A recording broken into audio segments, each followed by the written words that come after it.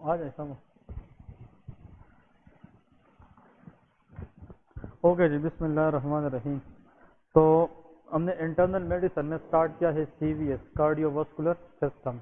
इसमें हमने कल एक टॉपिक पढ़ा है that is congestive heart failure. फिर इसमें हमने लेफ्ट साइड हार्ट फेलियर की बात की, राइट साइड हार्ट फेलियर की बात की थी, मैनेजमेंट की बात की थी।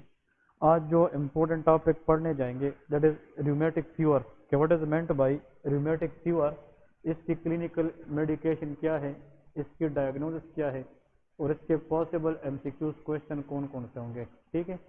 रूमेटिक फीवर, रूमेटिक फीवर के बारे में याद रखें, this is an auto immune damage. Auto immune disease है जो सोर थ्रोट के बाद यूजुअली होती है। तो डेफिनेशन लिखे, N auto immune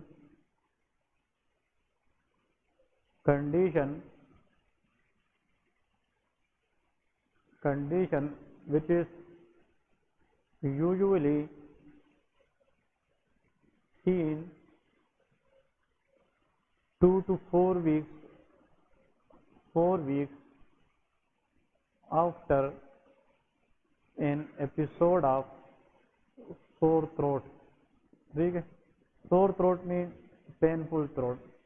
for example in लोगों में क्या होता है कि पहले पहले कोई सोर थ्रोट इन्फेक्शन होता है। तो सोर थ्रोट किस वजह से हो सकती है? टॉन्सिलाइटिस की वजह से हो सकती है, फेरेंजाइटिस की वजह से हो सकती है।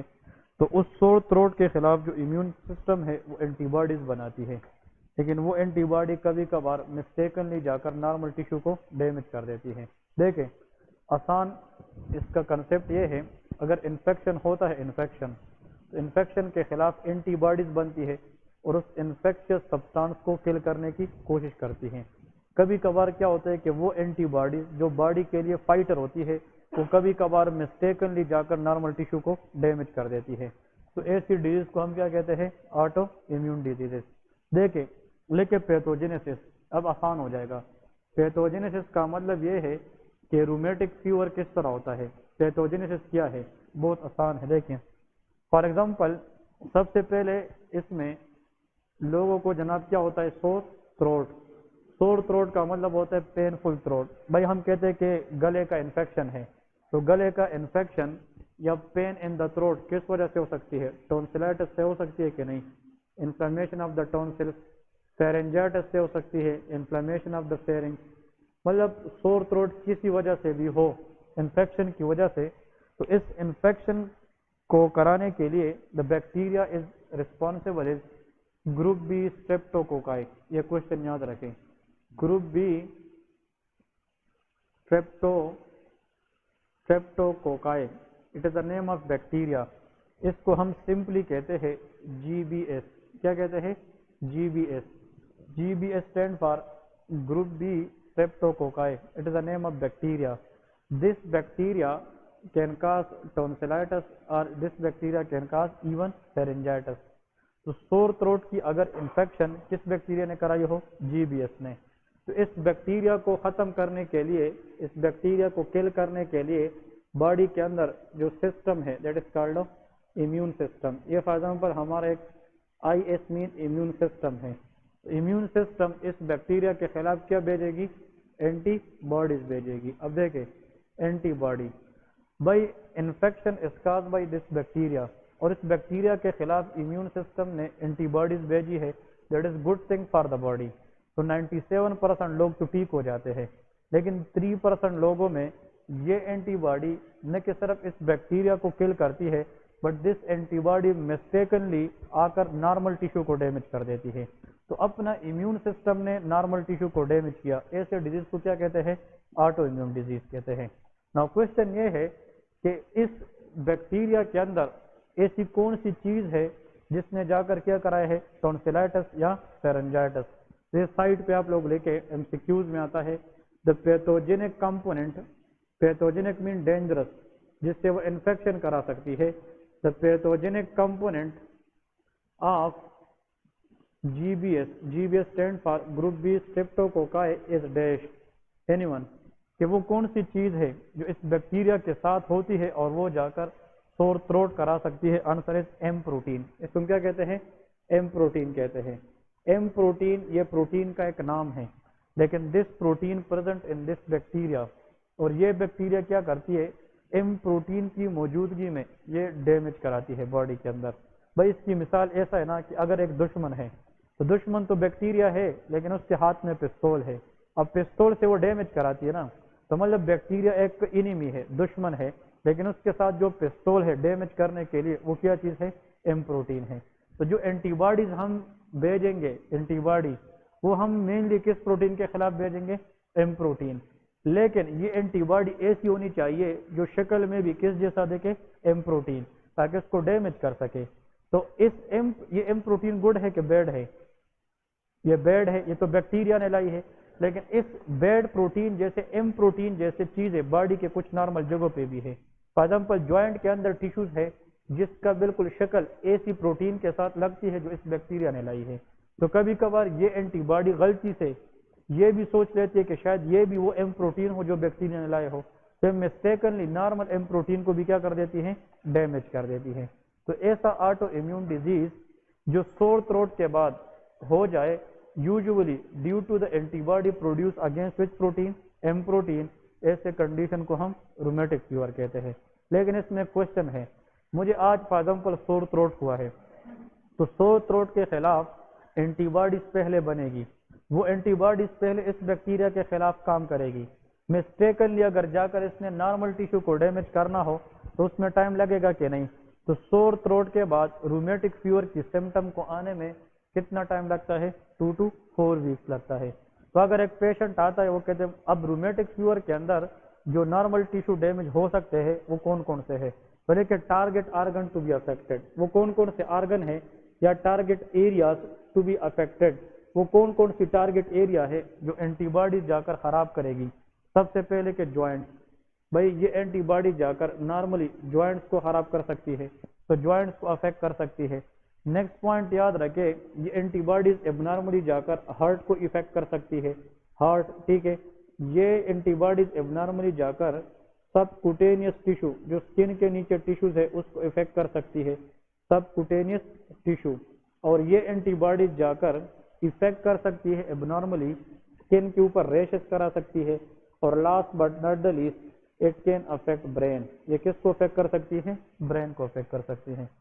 تو رومیٹک فیور کے اندر جو ٹارگیٹ ایریاز ہے جو اینٹی باڈیز کی ڈیمیج سے خراب ہو سکتی ہے وہ ٹوٹلی کتنی ہے، وہ 5 ایریاز ہے، جس میں سے جوائنٹ ہے اور یہ 4 اور ہے. اب انیشل ایم سی کیوز یہ آتا ہے، دیکھیں the first area to be affected in rheumatic fever. Rheumatic fever کے اندر وہ کون سا ایریا ہے جو سب سے پہلے افیکٹ ہوگا، آنسر از جوائنٹ. وہ کیا ہوتے ہیں، joints are affected first in these 5 joints. اور اگر لاسٹ آ جائے نا، لاسٹ ٹو بی افیکٹڈ، یہ بھی یاد رکھے لاسٹ ٹو بی افیکٹڈ یہ برین ہوتا ہے، کیونکہ برین کو افیکٹ کرنے میں ٹائم لگتا ہے، because in between the brain and blood there is a barrier. تو بلڈ برین بیریئر سے اوپر جانا، برین کو افیکٹ کرنا، تو اٹ ول ٹیک ٹائم. تو رومیٹک فیور کے اندر initially the target area to be affected is a joint اور last to be affected is brain. تو سمٹمز آف جوائنٹ پہلے آئیں گے اور برین کے سمٹمز آف بعد میں آئیں گے. کلیئر ہے؟ اب یہاں پہ پوائنٹ لے کے next M C Qs, which criteria is used for the diagnosis of rheumatic fever.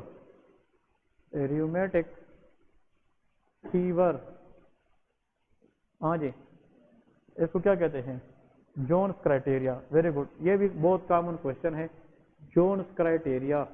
تو Jones criteria is a criteria which will diagnose rheumatic fever.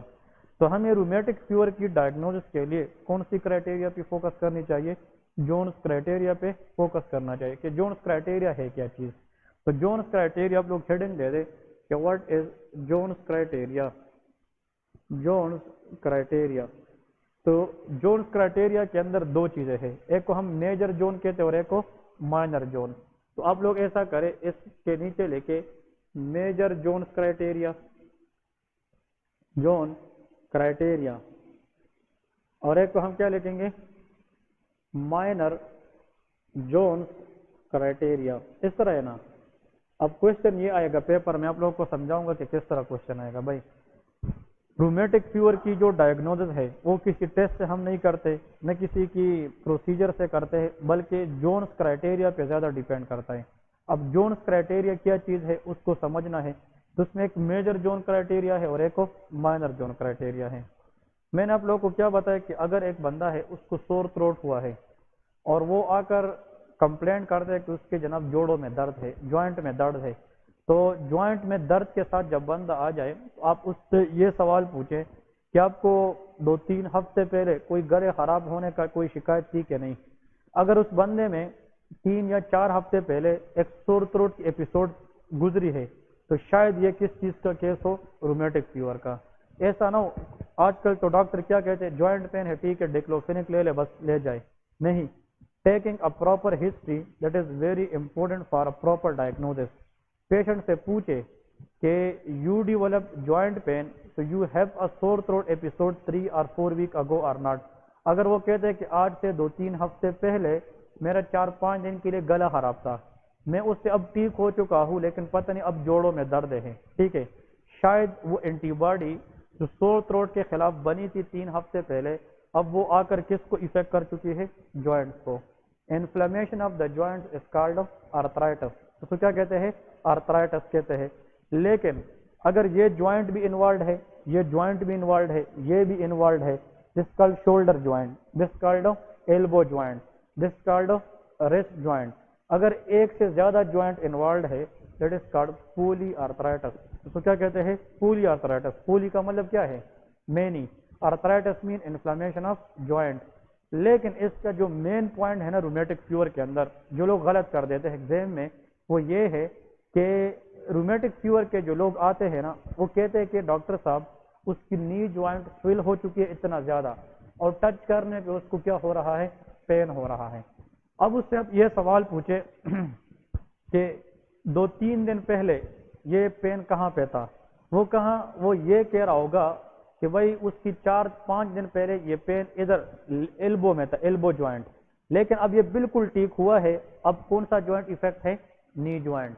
3 दिन के बाद ये ज्वाइंट बिल्कुल ठीक होगा, कौन सा ज्वाइंट इफेक्ट होगा, शोल्डर। इसका मतलब रूमेटिक फीवर के अंदर जो ज्वाइंट प्रॉब्लम है ये एक ज्वाइंट से लीक करके दूसरे में जाता है।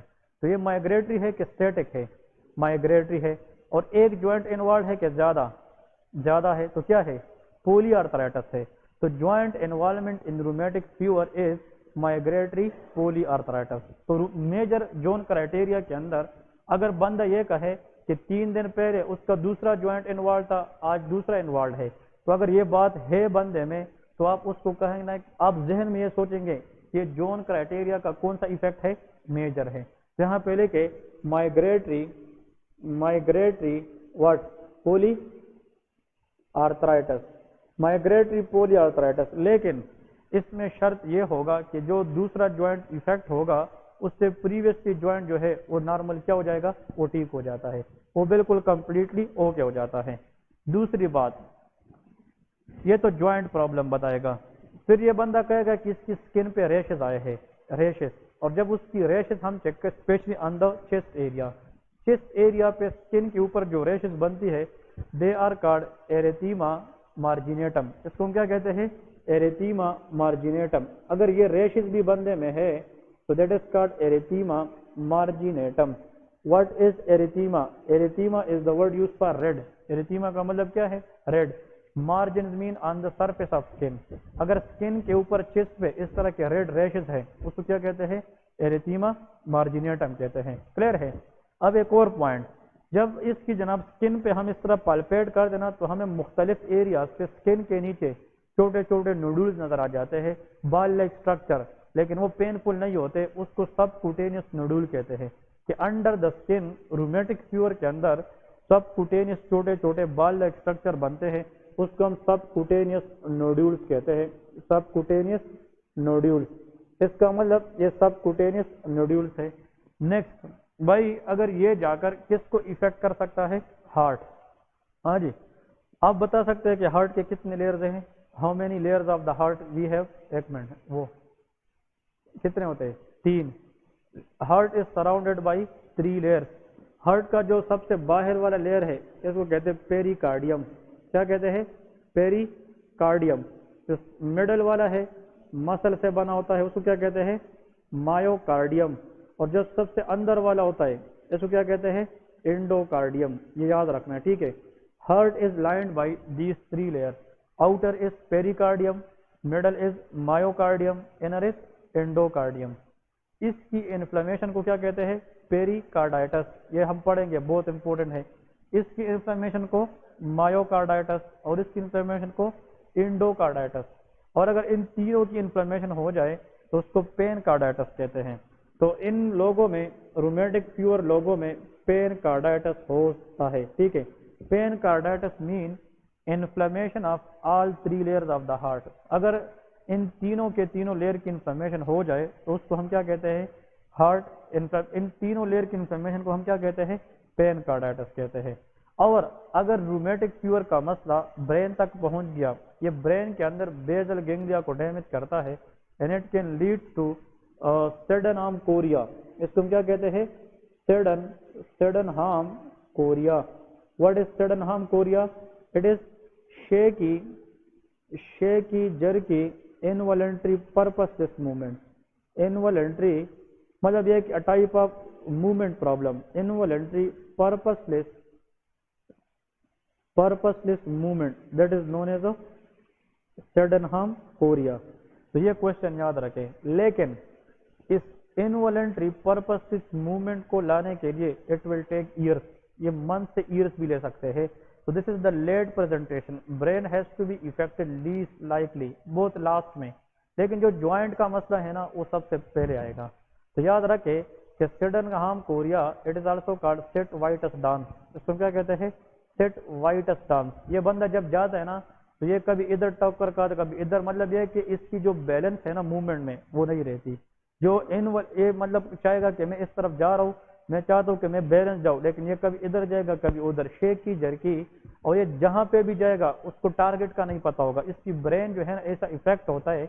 अब अगर आप बाजार जाते हैं तो आपको पता है कि मैंने कोई चीज़ खरीदनी है तो तब मैं बाजार जाता हूँ, लेकिन इसकी जो मूवमेंट है वो पर्पसलेस मूवमेंट होती है, मतलब बेमकसद मूवमेंट। वो कहते बस ये चल रहा जाएगा, उसको ये नहीं पता कि मैंने किधर जाना होता है।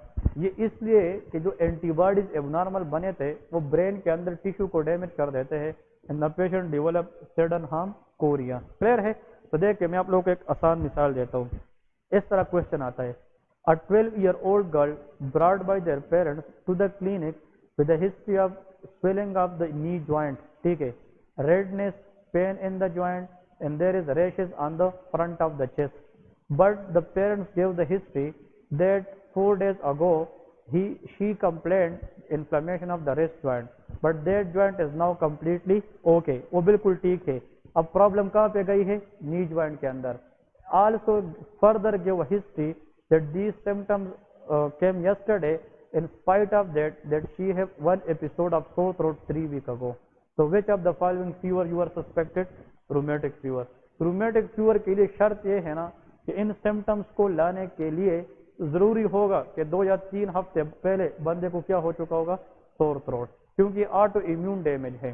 इसका मतलब इसमें इन्फेक्शन के खिलाफ पहले एंटीबॉडीज बन गई होगी, तो वो एंटीबॉडी फिर मिस्टेकनली अगर इन एरियाज को खराब करे तो these symptoms will be develop on the patient. तो अगर ज्वाइंट को खराब करे, what symptom will be develop? Migratory polyarthritis. अगर हार्ट को खराब करे, inflammation of all these 3 layers called pancarditis. अगर सबक्यूटेनियस टिश्यू को खराब करे तो सबक्यूटेनियस नोडुल बन जाएगी। और स्किन पे क्या कराती है? एरिथीमा मार्जिनेटम। और ब्रेन में क्या कराती है? सेडनहाम Korea. These 5 things is called major criteria of the zone. कहते हैं कि अगर सोर थ्रोट के बाद 3 या 4 हफ्ते के अंदर अंदर इन 5 में से सिर्फ कितनी बातें भी आ गई? 3, that will be the diagnosis of rheumatic fever. So how many points are required for the diagnosis out of 5? 3. ये क्वेश्चन याद रखना है, ठीक है। अब यहाँ पे ये क्राइटेरिया हम कौन सा पढ़ रहे हैं? जोन्स क्राइटेरिया है। तो आप लोग इस तरह आपने आसानी के लिए देखिए जोन्स क्राइटेरिया है, जोन्स। अब इससे याद करें, जोन्स क्राइटेरिया के अंदर इन्वॉल्वमेंट ऑफ क्या होगी? ज्वाइंट। तो पॉलीआर्थराइटिस होगा कि नहीं? इस ओ का मतलब हार्ट, तो पेन कार्डाइटिस होगा कि नहीं? नोड्यूल सबक्यूटेनियस नोड्यूल्स बनेंगे, ई स्टैंड फॉर एरिथीमा मार्जिनेटम और एस फॉर सेडनहाम कोरिया। तो इस जोन्स के अंदर ये 5 वर्ड है और ये 5 पॉइंट्स आती है इस तरह। क्लियर है? अगर एक पेशेंट है वो कहता है कि मुझे 3 हफ्ते पहले सोर थ्रोट हुआ है, अब उसका दर्द है इधर इस एल्बो जॉइंट में, लेकिन आप उसको जोर भी दे रहे हो ना, पेशेंट कुछ नहीं कहता, लेकिन कहते हैं कि दर्द हो रहा है। एक होता है ना कि आप ज्वाइंट को देखते इतना स्वलन है, स्वलन इतना स्वेलिंग हुई है, और आप उसको टच करें और पेशेंट उसको रिमूव करे, टेंडरनेस हो, वो फुल ब्लोन इन्फ्लेमेशन होता है, आर्थराइटिस होता है। लेकिन अगर ज्वाइंट में वैसे माइल्ड पेन हो और आप जोर दे भी और पेशेंट कुछ ना कहे, उसको कहते हैं आर्थराल्जिया। उसको क्या कहते हैं? Arthralgia. Arthralgia mean mild pain in the joint, arthritis severe pain in the joint को कहते हैं। तो अगर सोर थ्रोट के बाद पेशेंट को ऐसा ज्वाइंट पेन हो जिसमें स्वेलिंग ना हो, जिसमें रेडनेस ना हो, जिसमें पेन ना हो, और पेशेंट को टच करने पे कुछ ना हो, तो आर्थराइटिस होगा कि आर्थराल्जिया? आर्थराल्जिया। आर्थराल्जिया इज अ माइनर क्राइटेरिया। आर्थराल्जिया अगर आ जाए आर्थराल्जिया, तो आर्थराल्जिया किस क्राइटेरिया में आएगा? ये माइनर क्राइटेरिया। अगर आर्थराल्जिया हम ट्रीट ना करें तो इससे क्या बन सकता है? आर्थराइटिस बन सकता है। क्या बन सकता है? आर्थराइटिस। सोर थ्रोट के बाद अगर 4 हफ्ते में बंदे को आर्थराल्जिया या आर्थराइटिस के साथ फीवर हो जाए तो fever is a minor criteria, मतलब बुखार, फीवर, ये माइनर क्राइटेरिया है। तो इधर देख एमसीक्यूज। अगर फिर ये मैं बार बार क्यों कह रहा हूँ, sore throat should be there. Sore throat 3-4 हफ्ते पहले हो चुका होगा, उसके बाद अगर इन 5 में से कितनी बातें आ गई? 3, तो ये कौन सा फीवर है? रूमेटिक है। सोर थ्रोट के 3-4 हफ्ते के बाद इनमें से 5 में से अगर सिर्फ 2 आ गई, कितनी आ गई? 2, और उनमें से इसके साथ एक हो गया, 3 alone or 2 + 1 of them also the case of rheumatic fever. इस तरह भाई एक पेशेंट है, वो आया है जनाब, उसको फॉर एग्जांपल ज्वाइंट पेन है, आर्थराइटिस है, और इसका रेशेस भी है स्किन के ऊपर, लेकिन उसका बुखार भी है। तो ये हमारे पास 2 + 1 है कि नहीं? तो रेशेस क्या है? एरिथीमा मार्जिनेटम है। भाई जो रेड रेशेस है स्किन के ऊपर, एरिथीमा मार्जिनेटम है, और उसको जनाब पूरी आर्थराइटिस भी है, साथ में उसकी सिर्फ बुखार है, लेकिन उसको 3 हफ्ते पहले सोर थ्रोट हुआ था। तो ये भी कौन सा केस है? रूमेटिक फीवर का केस है। अब देखिए इन्वेस्टिगेशन, किसको हम डायग्नोज कैसे करते हैं, रूमेटिक फीवर की हम डायग्नोसिस कैसे बनाएंगे, what investigation we are do for the cases of rheumatic fever. तो इन्वेस्टिगेशन लिखे कि कौन कौन सी इन्वेस्टिगेशन हम करा सकते हैं। नहीं, 7 में से 3 मेजर का होना जरूरी है। 3 मेजर का होना जरूरी है, या 2 मेजर 1 माइनर का होना जरूरी है, या 1 मेजर 2 माइनर का होना जरूरी है। बिल्कुल ठीक है ना? अब यहाँ पे देखे लिखे इन्वेस्टिगेशन। अब ये क्लिनिकल मेडिसिन में याद रखना, इन्वेस्टिगेशन, हम इन्वेस्टिगेशन पढ़ेंगे कि which test we are going to do for rheumatic fever. तो भाई सबसे पहले तो हम सीबीसी करेंगे। क्या करेंगे? CBC stand for complete blood count, इसको लोग ब्लड सीपी भी कहते हैं।